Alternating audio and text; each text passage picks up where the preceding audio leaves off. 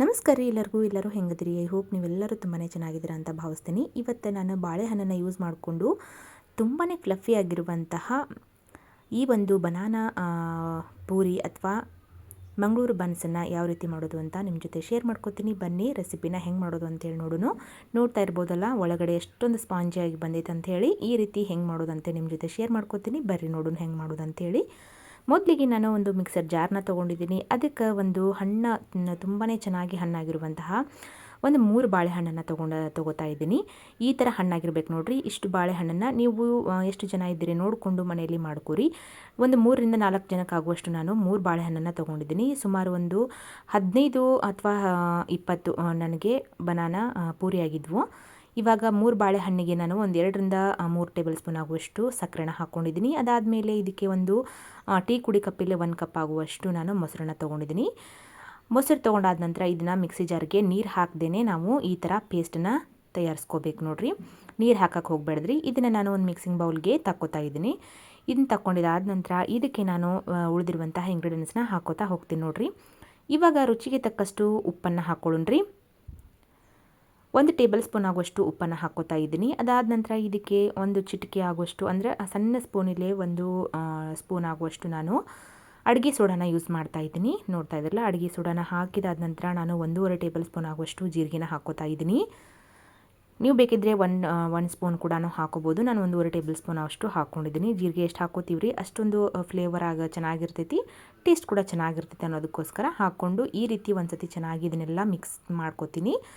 ಇದು ಎಲ್ಲದರ ಜೊತೆ ಮಿಕ್ಸ್ ಆಗಬೇಕು. ಅದಾದ ನಂತರ ಇದಕ್ಕೆ ನಾನು ಮೈದಾ ಹಿಟ್ಟನ್ನು ಯೂಸ್ ಮಾಡ್ಕೋತೀನಿ. ಮೈದಾ ಹಿಟ್ಟನ್ನು ಎಷ್ಟು ಹಾಕಬೇಕು ರೀ ಅಂತಂದ್ರೆ ಇದರ ಜೊತೆಗೆ ಮಾತ್ರ ಬೆರ್ಕೋಬೇಕ್ರಿ ಹಿಟ್ಟು. ಇದಕ್ಕೆ ಎಕ್ಸ್ಟ್ರಾ ನೀರು ಅದು ಏನು ಹಾಕಿ ಹಿಟ್ಟನ್ನು ನಾದ್ಕೊಳಕ್ಕೆ ಹೋಗ್ಬಾರ್ದು. ಇದು ಎಷ್ಟು ಇರ್ತೈತೆ ನೋಡಿರಿ, ಬನಾನಾ ಪ್ಯೂರಿ ಅಂದರೆ ಬಾಳೆಹಣ್ಣಿನ ಈ ರಸನ ನಾವು ಮಾಡಿರ್ತೀವಲ್ಲ, ಇದು ಎಷ್ಟು ಪೇಸ್ಟ್ ಮಾಡಿರ್ತೀವಲ್ಲ, ಇದು ಎಷ್ಟು ಹಿಟ್ಟು ಹಿಡಿತೈತೆ ನೋಡಿರಿ ಅಷ್ಟನ್ನು ಹಾಕ್ಕೋಬೇಕು ನೋಡಿರಿ.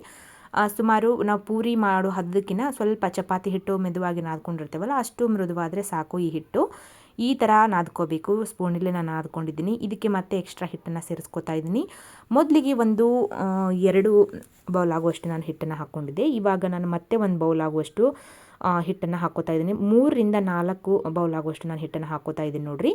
ಅಷ್ಟು ಹಿಟ್ಟು ಹಿಡಿಯುತ್ತೆ ಇದು ಚಪಾತಿ ಹಿಟ್ಟಿನ ಹದಕ್ಕೆ ಆಗಬೇಕು. ಅಲ್ಲಿವರೆಗೂ ಇದನ್ನು ಸಾಫ್ಟಾಗಿ ನಾದ್ಕೋಬೇಕು. ನೋಡ್ತಾ ಇದ್ರಲ್ವ, ನಾನು 3ನೇ ಬೌಲನ್ನು ಹಾಕ್ಕೊಂಡು ತೋರಿಸ್ತಾ ಇದ್ದೀನಿ ನಿಮಗೆ. ಈ ರೀತಿಯಾಗಿ ಹಾಕ್ಕೊಂಡು ನಾವು ಸ್ವಲ್ಪನೇ ಹಿಟ್ಟನ್ನು ಕಲಿಸ್ತಾ ಚಪಾತಿ ಹಿಟ್ಟಿನ ಹದಕ್ಕೆ ನಾವು ಮಾಡ್ಕೋಬೇಕಾಗತ್ತೆ. ಇದಕ್ಕೆ ಬೇಕಿದ್ರೆ ನೀವು ಮಧ್ಯದಲ್ಲಿ ತುಪ್ಪ ಕೂಡ ಸೇರಿಸ್ಕೊಂಡು ನಾದ್ಕೋಬಹುದು ಅಥವಾ ಎಣ್ಣೆ ಕೂಡ ಹಾಕೋಬಹುದು. ನಾನಿಲ್ಲೇ ನಾದಿದಾದ ನಂತರ ನಾನು ತುಪ್ಪನ ಹಾಕ್ಕೊಂಡು ತೋರಿಸ್ತಾ ಇದ್ದೀನಿ ನಿಮಗೆ. ನೋಡ್ತಾ ಇದ್ರಲ್ವ, ಈಗ ಇದಕ್ಕೆ ನಾನು ಮೇಲ್ಗಡೆ ಸ್ವಲ್ಪ ತುಪ್ಪನ ಹಚ್ಚಿ ಅದನ್ನು ಒಂದು ಸ್ವಲ್ಪ ಕಲಿಸ್ಕೋತೀನಿ. ಅದಾದಮೇಲೆ ಮೇಲ್ಗಡೆ ಸ್ವಲ್ಪ ಎಣ್ಣೆನ ಸವರಿ ನೆನೆಯೋದಕ್ಕೆ ಇಡ್ತೀನಿ ರೀ. ನೀವು ಬೆಳಗ್ಗೆ ಮಾಡಿ ತಿನ್ನೋರಾದ್ರಿ ಅಂತಂದ್ರೆ ನೀವು ಓವರ್ ನೈಟ್ ಇದನ್ನು ನೆನೆಯೋದಕ್ಕೆ ಬಿಟ್ರಿ ಅಂತಂದ್ರೆ ತುಂಬಾ ಈಸಿಯಾಗಿ ನಾವು ಬೆಳಗ್ಗೆ ಬ್ರೇಕ್ಫಾಸ್ಟ್ಗೆ ಮಾಡ್ಕೋಬೋದು. ನೋಡ್ತಾ ಇದ್ರಲ್ಲ, ತುಪ್ಪನ ನಾನು ಯಾವ ರೀತಿ ಹಚ್ತಾ ಇದ್ದೀನಿ ಅಂತೇಳಿ. ಈ ರೀತಿ ನಾನು ಹಚ್ಚಿ ಇದನ್ನು ನಾನು ತುಂಬಾ ಚೆನ್ನಾಗಿ ಒಂದು ಸತಿ ಮಿದ್ಕೋಬೇಕ್ರಿ ಹಿಟ್ಟನ್ನು. ಎಷ್ಟು ಚೆನ್ನಾಗಿ ನಾವು ಮಿದ್ಕೋತೀವಿ ನೋಡ್ರಿ ಅಷ್ಟೊಂದು ಚೆನ್ನಾಗಿ ಫ್ಲಫಿಯಾಗಿ ಈ ಪೂರಿ ಬರ್ತಾವ್ರಿ.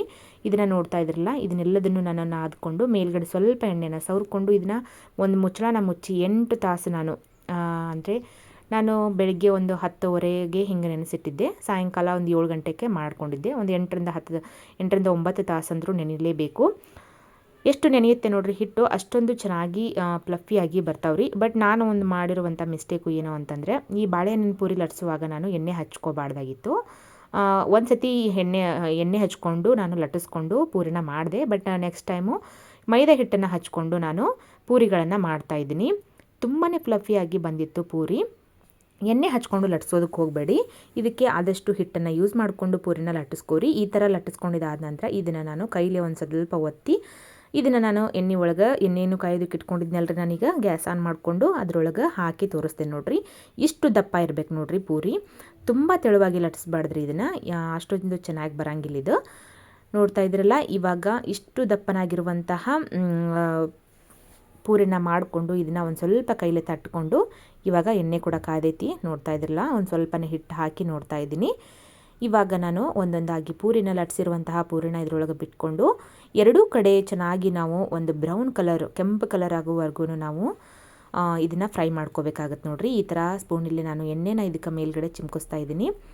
ಈ ಥರ ಚಿಮ್ಕಿಸ್ರೆ ಬಲೂನ್ ಥರ ಉಬ್ಕೊಂಡು ಈ ಪೂರಿ ರೆಡಿ ಆಗ್ತಾವೆ ನೋಡ್ರಿ. ಎರಡೂ ಕಡೆ ಒಂದೇ ಬಣ್ಣ ಬರಲಿ ಅನ್ನೋದಕ್ಕೋಸ್ಕರ ನಾನು ಎರಡೂ ಸೈಡು ತಿರುವಿ ಹಾಕಿ ಇದನ್ನು ಮೇಲ್ಗಡೆ ಎಣ್ಣೆನ ಹಾಕ್ಕೋತಾ ಇದ್ದೀನಿ. ತುಂಬಾ ಚೆನ್ನಾಗಿ ಬಂದಿತ್ತು ಪೂರಿ. ಇವಾಗ ನಿಮ್ಗೆ ತೋರಿಸ್ತಾ ಇದ್ದೀನಿ. ಈ ರೀತಿಯಾಗಿ ಎಲ್ಲೂ ಬಿಡಲಾರ್ದಂಗೆ ಈ ಎಣ್ಣೆನ ಸ್ಪ್ರೆಡ್ ಮಾಡ್ಕೋಬೇಕಾಗತ್ತೆ ನಾವು ಮೇಲ್ಗಡೆ. ನೋಡ್ತಾ ಇದ್ರಲ್ಲ, ಇದನ್ನು ಮತ್ತೆ ನಾನು ತಿರುವಿ ಹಾಕ್ಕೋತಾ ಇದ್ದೀನಿ. ಸ್ವಲ್ಪ ಹುಷಾರಾಗಿ ದಪ್ಪ ತಳದ ಪಾತ್ರೆನ ಇದನ್ನು ಫ್ರೈ ಮಾಡೋದಕ್ಕೆ ತೊಗೊಳ್ಳಿ. ಈ ರೀತಿ ಫ್ರೈ ಮಾಡ್ಕೊಳ್ಳಿ. ನೋಡ್ತಾ ಇದ್ರಲ್ಲ, ತುಂಬ ಚೆನ್ನಾಗಿ ಉಬ್ಕೊಂಡು ಬರ್ತಾ ಇತ್ತು ಪೂರಿ ಮಾತ್ರ. ಮೀಡಿಯಮ್ ಹದದಲ್ಲಿ ಎಣ್ಣೆನ ಕಾಯಿಸ್ಕೊಂಡ್ವಿ ಅಂತಂದ್ರೆ ಎರಡೂ ಕಡೆ ಒಂದೇ ಬಣ್ಣ ಬರ್ತೈತಿ. ನಾವು ಹೈ ಫ್ಲೇಮಲ್ಲಿ ಇಟ್ಕೊಂಡು ಎಣ್ಣೆನ ಕಾಯಿಸ್ಕೊಂಡ್ವಿ ಅಂತಂದ್ರೆ ನಾವು ಹಾಕಿದಂತಹ ಪೂರಿ ಒಂದು ಕಡೆ ತುಂಬ ಕಲರ್ ಆಗಿ ಬರ್ತೈತಿ, ಒಂದು ಕಡೆ ಲೈಟಾಗಿ ಕಲರ್ ಬರೋ ಚಾನ್ಸಸ್ ಇರುತ್ತೆ. ಸೊ ಅದಕ್ಕೋಸ್ಕರ ಮೀಡಿಯಮ್ ಹದದಲ್ಲಿ ಇಟ್ಕೊಂಡು ಇದನ್ನು ನಾವು ಪೂರಿನ ಮಾಡ್ಕೋಬೇಕಾಗತ್ತೆ. ನೋಡ್ತಾ ಇದ್ದೀರಲ್ವ, ಈ ರೀತಿ ಮಾಡಿಕೊಂಡು ಇದನ್ನು ನಾನು ತೆಗೆದು ಇಟ್ಕೋತಾ ಇದ್ದೀನಿ ರೀ. ಇದೇ ರೀತಿಯೇ ಎಲ್ಲ ಪೂರಿಗಳನ್ನು ಮಾಡ್ಕೊರಿ. ಬಟ್ ಎಣ್ಣೆ ಮಾತ್ರ ಹಚ್ಕೊಂಡು ಹಿಟ್ಟನ್ನು ಪೂರಿನ ಮಾಡ್ಕೊಳ್ಳೋದಕ್ಕೆ ಹೋಗಬೇಡಿ.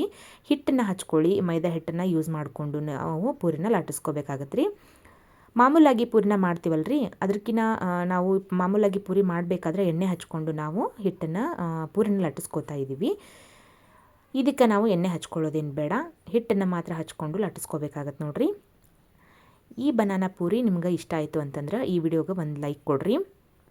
ಇನ್ನೂ ಹೆಚ್ಚು ಇಷ್ಟ ಆಯಿತು ಅಂತಂದರೆ ನಿಮ್ಮ ಫ್ರೆಂಡ್ಸ್ ಆ್ಯಂಡ್ ಫ್ಯಾಮಿಲಿಗೂ ಕೂಡ ಶೇರ್ ಮಾಡಿರಿ. ಮತ್ತೊಂದು ಮಾಡಿ ನಾನು ತೆಗೆದು ತೋರಿಸ್ತಾ ಇದ್ದೀನಿ ನೋಡಿರಿ. ಇವಾಗ ಎಷ್ಟೊಂದು ಫ್ಲಫಿಯಾಗಿ ಬಂದವು ನೋಡಿರಿ. ಇಲ್ಲಿ ಹಿಟ್ಟು ಹಚ್ಚಿ ಲಟ್ಟಿಸಿದ್ವು, ಎಷ್ಟು ಚೆನ್ನಾಗಿ ಬಂದೈತೆ ಅಂಥೇಳಿ. ಆದಷ್ಟು ಹಿಟ್ಟನ್ನು ಹಚ್ಕೊಂಡು ಲಟ್ಟಿಸ್ಕೋರಿ. ತುಂಬಾ ಫ್ಲಫಿಯಾಗಿ ಬಂದಿತ್ತು. ಹಾಗೇ ತುಂಬಾ ಬಿಸಿಯಾಗಿತ್ತು. ಇದು ನಿಮ್ಗೆ ತೋರಿಸೋದಕ್ಕೋಸ್ಕರ ಅಂತ ತೋರಿಸ್ತಾ ಇದ್ದೀನಿ. ನೋಡ್ಗಡಿ ಒಳಗಡೆ ಎಷ್ಟು ಸ್ಪಾಂಜಿಯಾಗಿ ಬಂದೈತೆ ಅಂಥೇಳಿ. ಈ ರೀತಿ ನೀವು ಕೂಡ ಮಾಡಿರಿ. ಹೆಂಗಾಗಿತ್ತು ಅಂತ ನಂಗೆ ಕಮೆಂಟ್ ಮೂಲಕ ತಿಳಿಸ್ರಿ. ಮತ್ತೊಂದು ಹೊಸ ರೆಸಿಪಿಯೊಂದಿಗೆ ನಾನು ನಿಮ್ಮನ್ನ ಭೇಟಿ ಆಗ್ತೀನಿ ರೀ. ಅಲ್ಲಿವರೆಗೂ ಎಲ್ಲರಿಗೂ ನಮಸ್ಕಾರ ರೀ. ನನ್ನ ವಿಡಿಯೋ ನೋಡಿದಂಥ ನಿಮ್ಮೆಲ್ಲರಿಗೂ ಧನ್ಯವಾದಗಳು. ಮತ್ತೊಂದು ಹೊಸ ರೆಸಿಪಿಯೊಂದಿಗೆ ನಾನು ನಿಮ್ಮನ್ನ ಭೇಟಿ ಹಾಕಿನಿ. ಅಲ್ಲಿವರೆಗೂ ಎಲ್ಲರಿಗೂ ನಮಸ್ಕಾರ ರೀ. Thank you for watching.